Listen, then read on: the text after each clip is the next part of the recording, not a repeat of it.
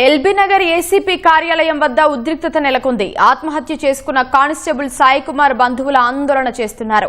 స్టేషన్లోని furniture, computer, ప్రింటర్ను బంధువులు ధ్వంసం చేశారు. ఇక మరిన్ని వివరాలు మా ప్రతినిధి సూరిబాబుని అడిగి తెలుసుకుందాం. సూరిబాబు, చెప్పండి, ఆత్మహత్యకు పాల్పడ్డ కానిస్టేబుల్ కుటుంబ సభ్యుల డిమాండ్ ఏంటి? ప్రస్తుతం అక్కడ పరిస్థితి ఎలా ఉంది? పరిస్థితి ఆందోళనకరంగానే ఉంది.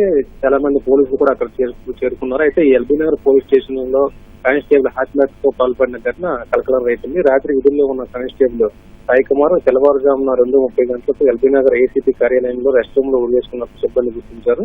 వెంటనే సమీపంలో కామియన్ ఆసుపత్రి తరలించగా పరీక్షించిన అప్పటికే మృతిందని ధృవీకరించినారు.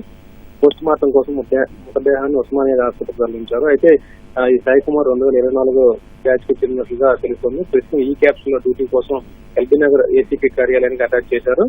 ఆ కర్మన్ఘాట్ లో స్టేషన్తో కలిసి గదిలో ఉంటున్నారు. ఈ క్రమంలోనే ఆత్మహత్యకు పాల్పడ్డారు. ఘటనపై పోలీసులు కేసు కూడా నమోదు చేసి దర్యాప్తు చేస్తున్నారు. ఆత్మహత్యకు గల కారణాలు కూడా తెలియాల్సి ఉంది. మరోవైపు ఎల్బీ నగర్ పోలీస్ స్టేషన్ ఎదుట ముఖ్య కుటుంబ సభ్యులు ఈ ఉదయం నుంచి కూడా ఆందోళన చేపడుతున్న పరిస్థితి ఉంది. ఇప్పటికే బీజేపీ, బీఆర్ఎస్ సంబంధించిన నాయకులందరూ అక్కడ చేరుకున్నారు. అయితే సామా రంగారెడ్డి బీజేపీ అర్బన్ లీడర్, అలాగే రోడ్డు అభివృద్ధి సంస్థ చైర్మన్ పద్ధతి రామరెడ్డి కూడా బంధువులతో పాటు ఆందోళన పద్ధతి చేరుకుని దీనికి గల కారణాలను డిమాండ్ చేస్తూ ఆందోళనలో పాల్గొన్నారు. అలాగే ఉత్తర బంధువులను పోలీస్ స్టేషన్ కి రాకుండా మంచాల వద్ద ఇటువైపు పోలీసులు బారికేడ్లు వేసి అడ్డుకుంటున్న పరిస్థితి ఉంది. అయితే ఇంకా కూడా ఆందోళన కొనసాగుతున్నాయి.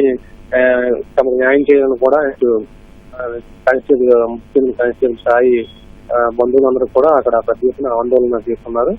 అయితే ఇది రంగారెడ్డి జిల్లా మంచాల మండలం బందేపూర్ గ్రామంగా తెలుస్తూ ఉంది. రైట్, ధన్యవాదాలు సూరిబాబు.